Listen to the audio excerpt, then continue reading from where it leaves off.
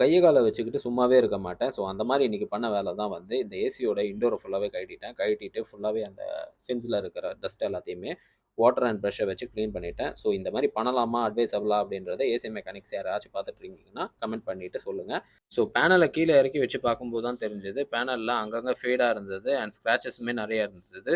So மட்கார்டுக்கு வாங்குன paint வந்து மிச்சம் மீதி இருந்தது. ஸோ அந்த பெயிண்ட்ட வந்து இதில அடிச்சு விடலாம் அப்படின்னு சொல்லிட்டு என் மைண்ட் சொல்லிருச்சு. ஸோ அதுக்காக மாஸ்கிங் டேப் எல்லாம் வாங்கி கவர் பண்ணிட்டேன். பெயிண்ட் அடிக்கவும் ஸ்டார்ட் பண்ணிட்டேன்.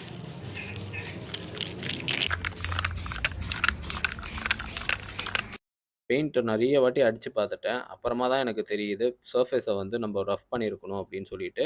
ஸோ பரவால்ல அடிச்சுட்டோம் அப்படின்னு சொல்லிட்டு காய வச்சுட்டு, நான் அந்த மாஸ்கிங் டேப்ப ரிமூவ் பண்ணும்போது பெயிண்ட்டே பீல் ஆகி வர ஆரம்பிச்சுருச்சு. கொஞ்சம் அங்கங்க மேட்ச் பண்ணி மாட்டி விட்டுட்டேன். எப்படி இருக்குன்னு கமெண்ட்ஸ்ல சொல்லுங்க. Meanwhile, இந்த வீடியோ உங்களுக்கு பிடிச்சிருந்தா தேஷ் இன்சைட்ஸ்க்கு லைக், ஷேர் அண்ட் சப்ஸ்கிரைப் பண்ணிடுங்க.